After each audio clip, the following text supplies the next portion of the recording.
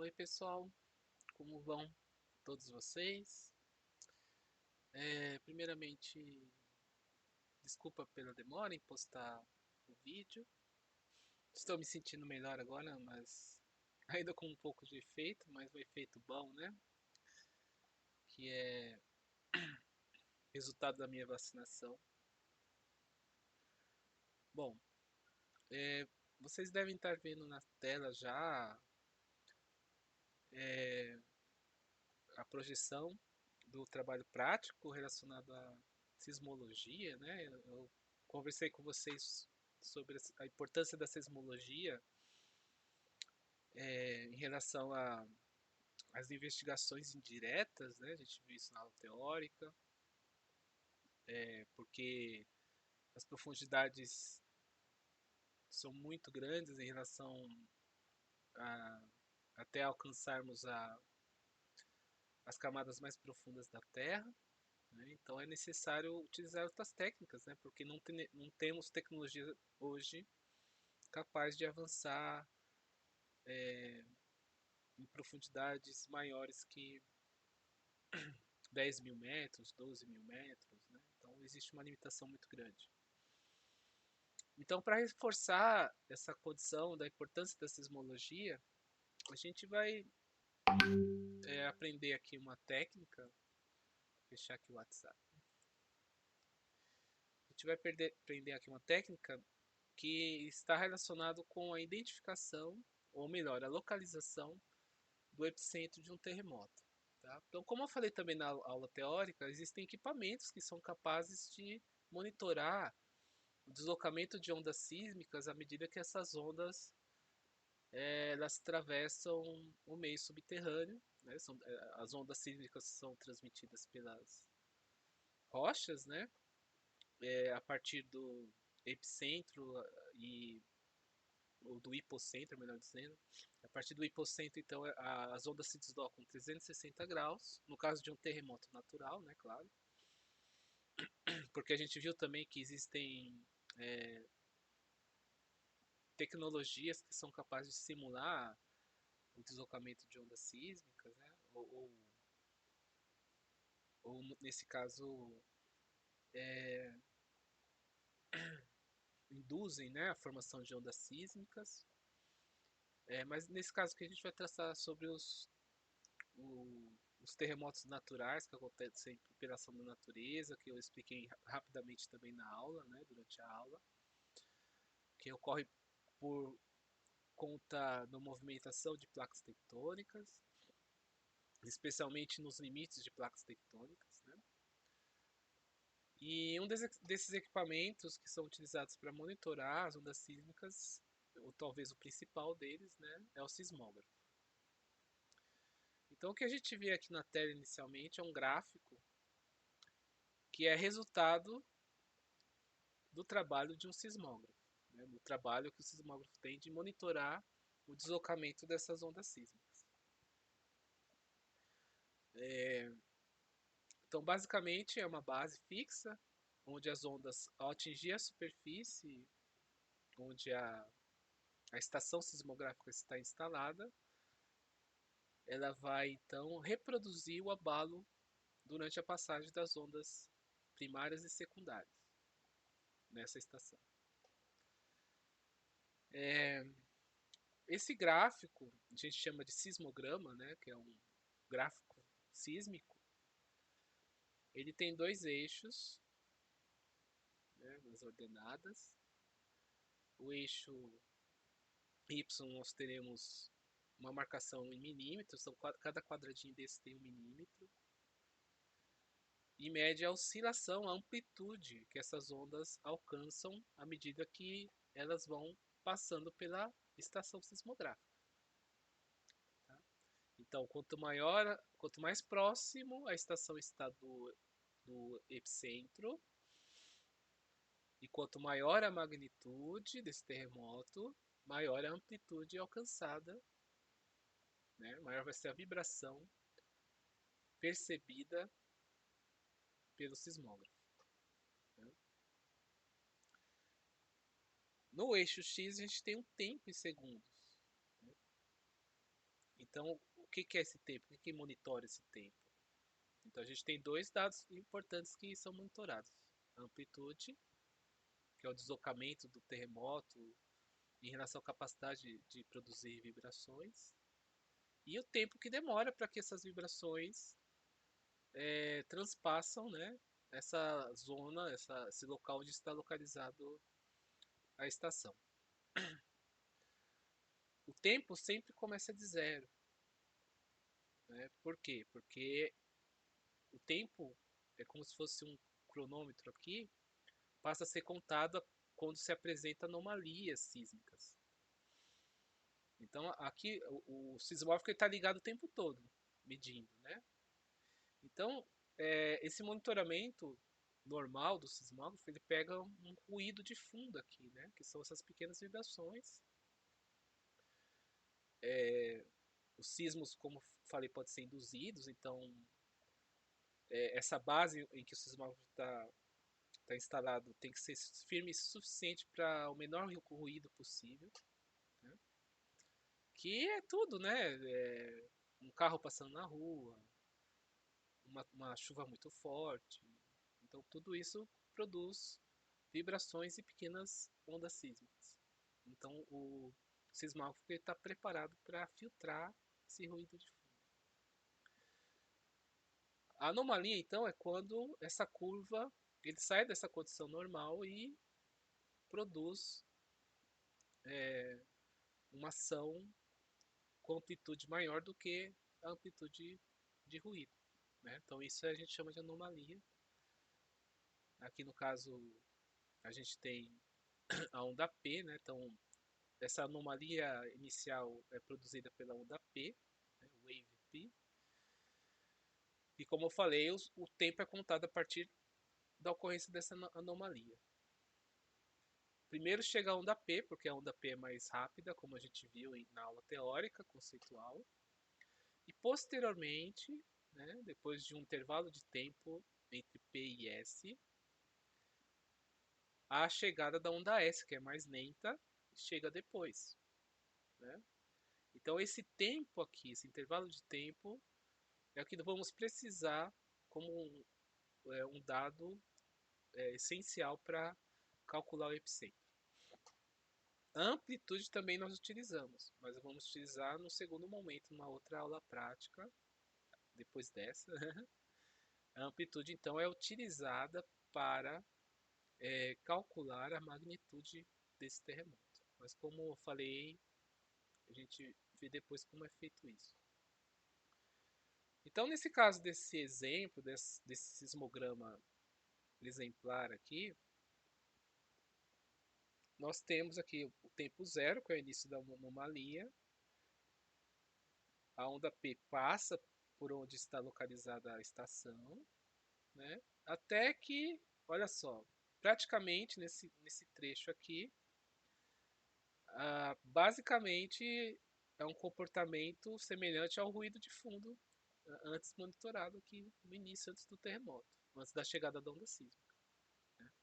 E depois ocorre uma nova anomalia, que é justamente a chegada da onda secundária, tá? Então, esse tempo entre a chegada e a passagem da onda P é o tempo que vamos necessitar para que a gente faça os cálculos corretos. Então, nesse caso aqui, demorou, né? Cada quadrícula é um segundo, né? Não, são 2 segundos. 2, 3, 4, 5, 6, 7, 8, 10, né? Por cada quadrícula são 2 segundos. Então, esse tempo daqui até aqui, né? Foi o decorrido dos 32, 34, 36, aproximadamente 36 segundos, pouco depois de 36 segundos, é a chegada da onda secundária, tá? O que aconteceu para cá depois desse tempo, não utilizamos para fazer o cálculo, né? Mas é uma onda significativa, um terremoto significativo, né? Porque vocês percebam que demorou, né, aqui de 36, 80 segundos menos 36, né? Então foram vários segundos aí de muita agitação, muito, muita movimentação produzida por esse terremoto. Esse é o segundo gráfico. Deixa eu diminuir o zoom. Tá? Esse já não é exemplo, na verdade, esse aqui é um gráfico que vamos utilizar para extrair dados. Ele também é um gráfico com dois eixos, ou tem um eixo Z também, né, aqui, perpendicular. Então, acho que podemos considerar três eixos. Né? Então, o eixo Y é o tempo, que é esse tempo aqui, o mesmo tempo que está aqui. Só que aqui no eixo X muda a referência. Nós temos a distância. Né? Por que a distância? Porque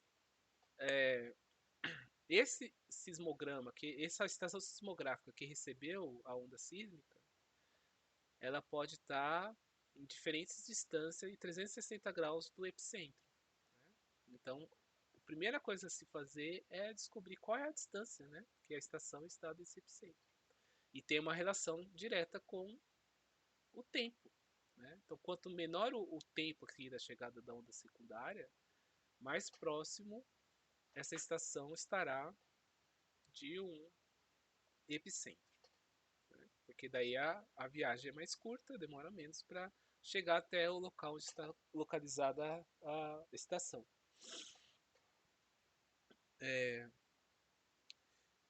Já o eixo diagonal aqui é um eixo que representa a proporção de diferença, né, por isso que tem o menos aqui, entre as ondas primárias e secundárias, em relação à velocidade. Né? Então ela representa a proporção de velocidade, a diferença de velocidade entre as ondas primárias e secundárias. Então é um eixo fixo, porque na verdade a, a diferença entre a velocidade, a diferença de velocidade entre a onda P e S é invariável. Então, se um determinado material possui menor capacidade de transmitir a onda P em relação à velocidade, isso vai ser diretamente proporcional à onda S. Ela também vai reduzir proporcionalmente a velocidade em relação à onda P. Essa proporção de velocidade é aproximadamente o dobro, ou seja, a onda P tem o dobro da velocidade da onda S. Percebam que, à medida que esse eixo ele se desloca, né, à medida que aumenta a distância e aumenta o tempo, né, à medida que aumenta o tempo, aumenta proporcionalmente a distância, né, que as estações estão do epicentro. Então, como forma de introdução para a execução dessa prática, né, é assim que vai funcionar. Para ficar mais fácil, eu vou fazer parcialmente um desses terremotos. Né? Então, no caso aqui, nós temos três terremotos. Um terremoto nos Estados Unidos, em 1997. Um terremoto no Japão e um terremoto no México. Percebam que todos os terremotos têm três sismogramas, né? Porque é o mínimo para estabelecer um processo de triangulação, para que então possamos localizar o epicentro. Então, no mínimo, são necessários três sismogramas para se localizar um epicentro. Tá? Então, o primeiro aqui é um terremoto que aconteceu nos Estados Unidos. Eu vou utilizar um programa gráfico para explicar como que são as etapas para fazer a resolução dessa atividade prática. Então temos aqui um programa gráfico. Então, utilizando o mouse aqui, o ponteiro do mouse é como se você estivesse utilizando a mão, utilizando a ferramenta de desenho como se você estivesse utilizando o lápis, tá bom? E utilizando a medição, que vamos utilizar aqui, né, a medição, é como se vocês estivessem utilizando a régua, tá bom? Então, é uma forma mais simples aqui de entendermos o que é necessário fazer para a sequência da aula prática. Então, lembrando mais uma vez, né? Então, aqui a gente está como se vocês terão o desenho impresso aí, né? E aqui vai ser uma representatividade como vocês estivessem usando o lápis, a régua, para fazer então a atividade. Então, transferir para cá os 3 sismogramas lá dos Estados Unidos, né? Aqui vou ampliar, né? Então, nós temos aqui amplitude e o tempo, tá? Amplitude e o tempo. Tá aqui. Deixa eu só apagar aqui para.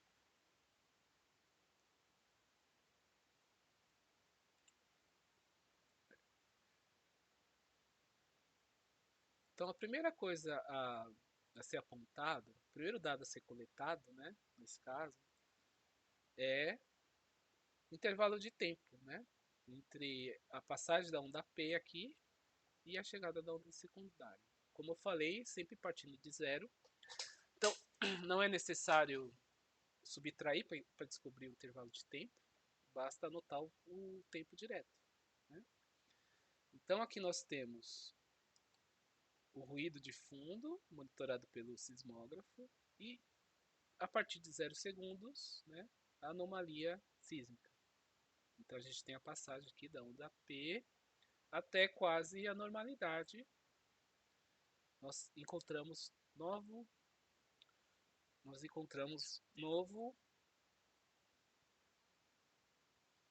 uma nova anomalia.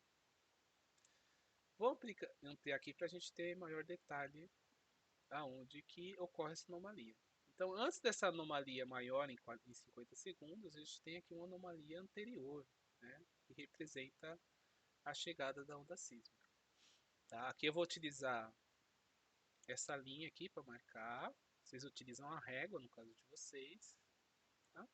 Vocês podem posicionar a régua e fazer uma linhazinha com lápis, percorrendo essa distância, até cruzar com o eixo X, que marca o tempo. Né? Então aqui lembram que cada quadrícula são 2 segundos. Então a gente tem aqui de 40 a 50, a gente tem 5 quadrículas. Né? Então nesse caso a gente tem 42, 44, 46, 48 e 50. Só que a anomalia se apresenta, né, quase ao centro da quadrícula, ou seja, o centro da quadrícula seria 1 segundo.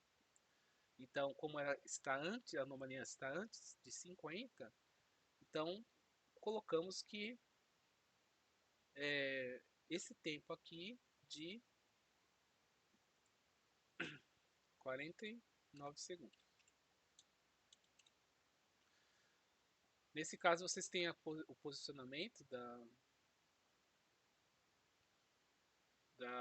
da zona onde pode ser marcado, né? Vocês podem marcar nesse quadrículo aqui para ir organizando a coleta de dados. Então, 49 segundos. Opa, 49 segundos é o tempo, o intervalo de tempo entre a P e S. Já aqui, olha só, de cara eu já sei que, né, aqui uma das ondas está a 49 segundos, né, dá um pouco mais de 49, mas é antes dos 50, né, 49 alguns centésimos, milésimos. Aqui a gente já sabe que essa estação está mais distante, né, porque olha quanto tempo demorou para a onda secundária chegar até a estação. Né? Não preciso nem olhar lá no gráfico de distância para saber, mas é necessário ter o número exato, né, da distância, senão a gente não consegue fazer a triangulação para encontrar o epicentro. Então a gente tem aqui a anomalia da onda P, ruído de fundo, anomalia da onda S. Puxamos aqui mais uma vez a régua. Tá? Ela está com um pauzinho aqui. Uhum. Então vamos ampliar para melhor resultado.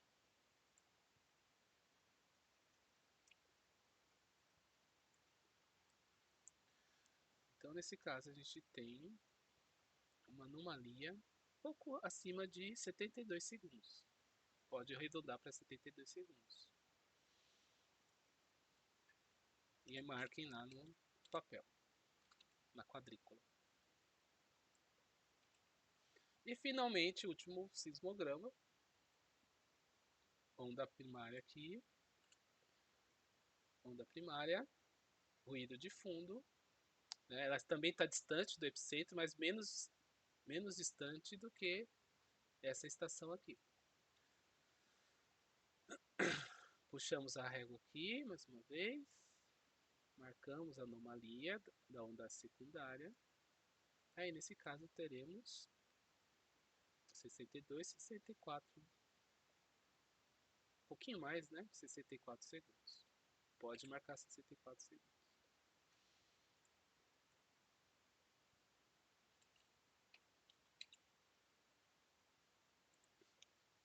Repita sempre o mesmo procedimento para as outras estações. O que é necessário fazer agora? Vamos passar para o mapa primeiro, antes de utilizar o gráfico para uma nova coleta de dados. Nesse caso, a gente já tem o tempo, falta a distância que cada estação está do epicentro. Tá? Então, nesse caso aqui, vocês vão localizar, voltando aqui a folha, né? Cada estação tem sua identificação. A primeira é Eureka, que é o mesmo nome, essa denominação é o mesmo nome da cidade onde está localizada a estação sismográfica. A primeira é Eureka, Elko e Las Vegas. Que, só para adiantar, eu já tenho marcado, tá? Já tenho o Elko aqui marcado, Eureka e Las Vegas marcado.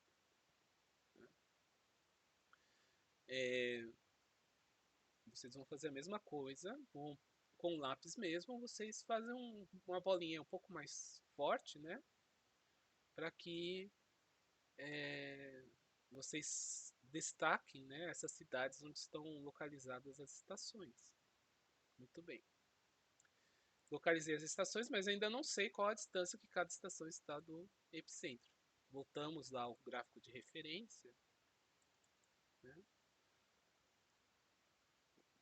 Voltamos ao gráfico de referência, que é esse gráfico aqui. Tá? Eu vou copiar ele lá para o programa gráfico para ficar mais fácil para explicar para vocês.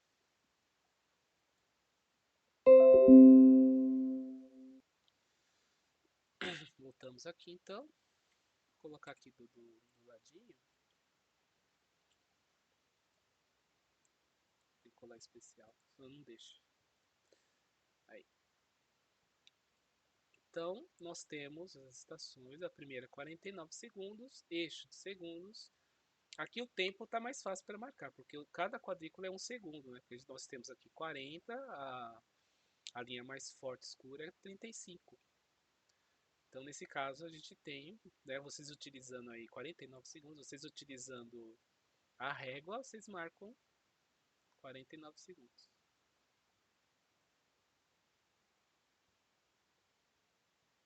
Aí, 49 segundos. Vão riscar, vocês vão riscar para facilitar a identificação e prolongar até, né, esse risco, essa linha tem que prolongar até a intersecção com esse eixo da diagonal, que representa a proporção de velocidade P e S, tá? Justamente. Intercalou, faça um novo pontinho aqui, né? Faz um pontinho aqui na zona de intercalação com lápis.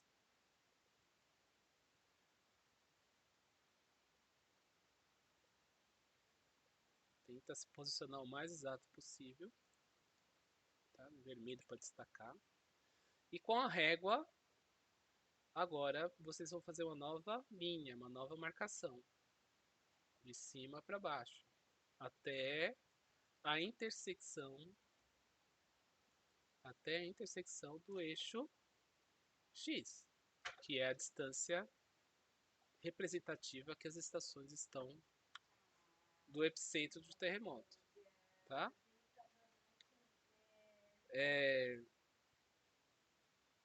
pode marcar novamente.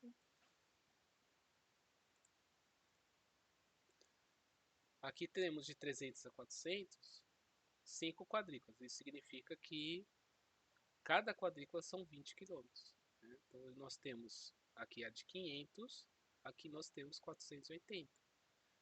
Então a gente, ela não chega a cruzar 480, então ela é antes do 480. Mas não precisa chegar ao nível de detalhamento para, por exemplo, fazer a regra de 3 e calcular proporcionalmente a distância. Pode ser uma distância aproximada. Né? Nesse caso aqui, aproximadamente 475, 77 quilômetros, 477 quilômetros. Né? Essa é a distância que a primeira estação está do epicentro. 477 quilômetros. Depois nós temos 72 segundos.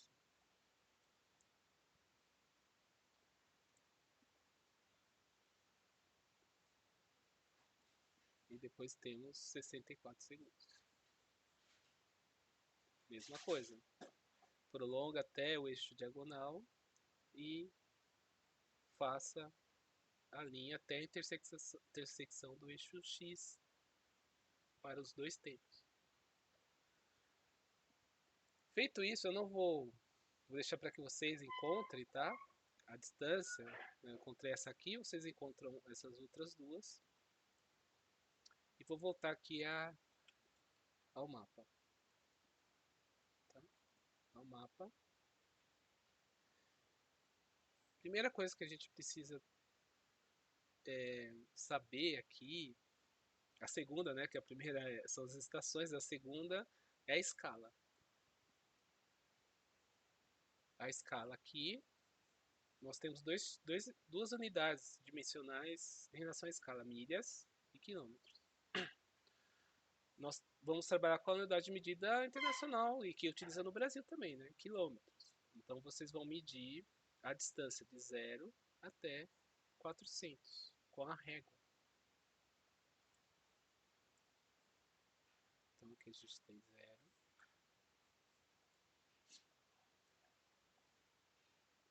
E 400. Deixa eu alinhar aqui para ficar mais fácil.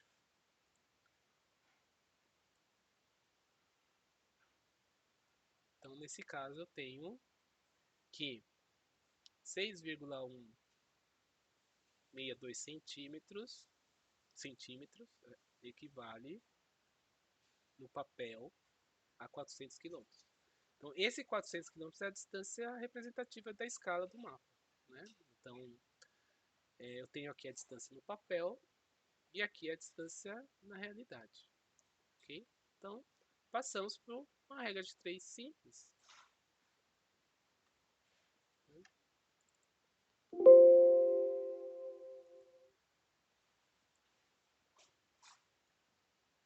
Então, temos aqui. Deixa eu olhar novamente, né? 6, vocês terão que medir, porque a minha distância aqui não vai ser igual de vocês, tá? Então não repitam os mesmos números que eu estou utilizando. Vocês precisam pegar a régua e fazer a mesma medida, o mesmo procedimento, ok? Então aqui nós temos que 6,162 centímetros equivale a 400 quilômetros. Né? Faço a medida sempre nessa relação aqui dessas prolongações em relação à reta que representam o início, né, da medida. Aqui é 100, por exemplo, aqui é 200 milhas, aqui é 200 quilômetros, aqui deve ser 300 quilômetros. Mas eu sempre busco fazer a medida total da régua. Né? Daqui até aqui também obteria essa proporção, mas eu procuro sempre medir a distância total. Então, nesse caso, 6,16 centímetros equivale a 400 quilômetros. Então, no caso, voltando aqui à estação, né? No caso aqui da estação,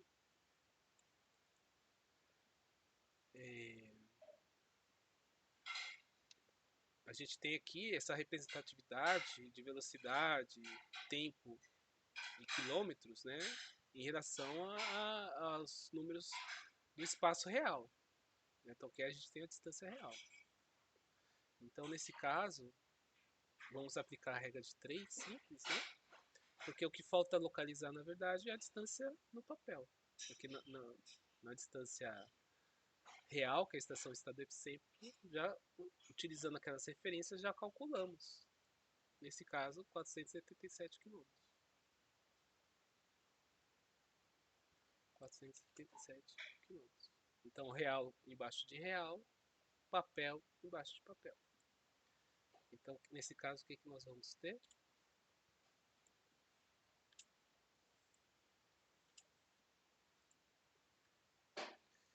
Nesse caso, temos que a distância do papel equivalente a 437 km no real, no espaço real, é igual a 7,34 centímetros. Né? X é igual a 7,34 centímetros. Encontramos a distância no papel. Vamos para o mapa. A primeira medida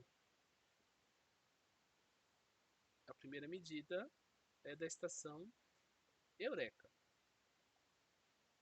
Eureka. Muito bem. Então, o que, que vocês vão fazer? Vocês vão posicionar a ponta seca do compasso em cima de Eureka. Aqui eu não tenho compasso, mas eu tenho aqui o desenho geométrico, né? Então, vocês vão posicionar aqui a ponta seca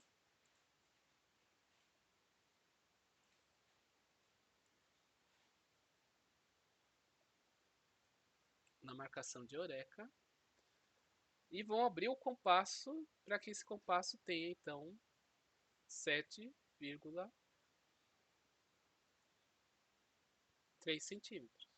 Nesse caso da minha conta, a conta de vocês, como pode ter modificado a escala aqui, né, em relação à minha proporcionalidade comparada ao desenho de vocês. Aqui no meu caso, eu tenho que essa distância é de 7,34 centímetros. Tá? Então, vou fazer um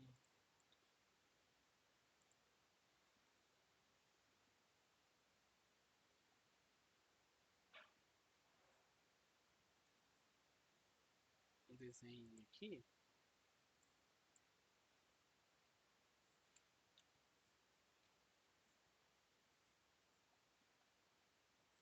Esse é o tamanho que tem que ficar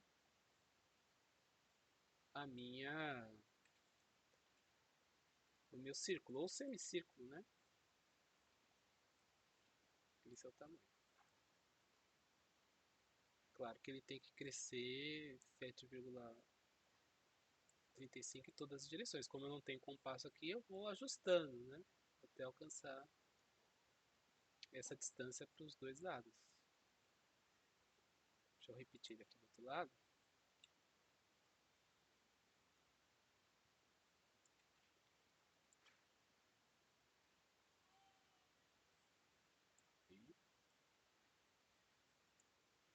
É só duplicar também, é só duplicar o tamanho, né? Então aqui a gente tem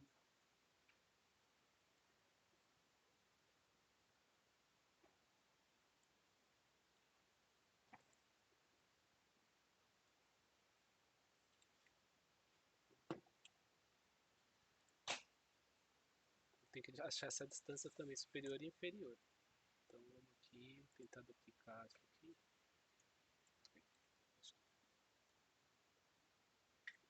Girar ele 90 graus. Aí.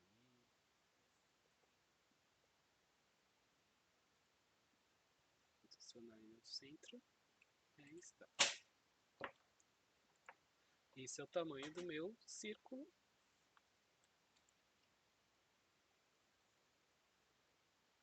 Comparativamente, proporcionalmente à escala. O que significa? Que o epicentro está 360 graus da estação Eureka à distância de 477 quilômetros no real, ou 7,3 centímetros, aproximadamente 7,3 centímetros no papel, para todas essas direções. Então, o centro pode ser aqui, pode ser aqui, pode ser aqui, qualquer um desses pontos que representa a forma esférica da distância. Muito bem. Como eu teria que fazer o cálculo tudo de novo e vocês já só seguir o mesmo passo, eu vou aqui só mostrar para vocês como que é a execução final da atividade. Então vocês vão calcular a distância para Elko, para Las Vegas, né? E o que, que vai acontecer? Elko, por exemplo, está mais longe, né? Lembra que eu falei? Os círculos vão estar sobrepostos, claro. Vão estar todos eles sobrepostos. Mas essa sobreposição acontecerá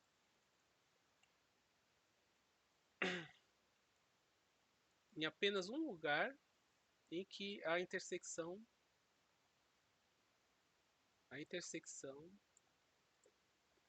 dos três diagramas circulares ao mesmo tempo, ou dos três círculos ao mesmo tempo. Tá? Esse encontro, aqui eu vou forçar um pouquinho, tá? Só para encontrar. Aí. Esse encontro dos três círculos, adivinha o que, que é? É isso mesmo. É o epicentro do terremoto. Faça uma marcação, pinta de vermelho e digita, ou escreve, né? No caso de vocês, escreve epicentro. Ok? Então, lembra, novamente, apenas um lugar no mapa vai ter a intersecção dos três círculos. Quanto melhor a intersecção, isso significa que foi melhor auferido na hora de extrair os dados. Pode ser que não há um encontro perfeito, mas há uma aproximação. Mesmo assim, eu aceito essa marcação, mesmo quando há uma aproximação. Tá? Porque é difícil controlar a parte de cálculo de escala dentro de um mapa tão pequeno. Né? Então, mesmo que o encontro não seja perfeito, eu aceito mesmo assim. Então, repita as operações para Elko, para Las Vegas, e depois repita as operações para os terremotos do México e do Japão. Então, boa atividade para todo mundo, para todas e a todas. Se cuidem, continuem se cuidando. E vacina para todos. Espero que mesmo vocês muito jovens sejam vacinados em breve.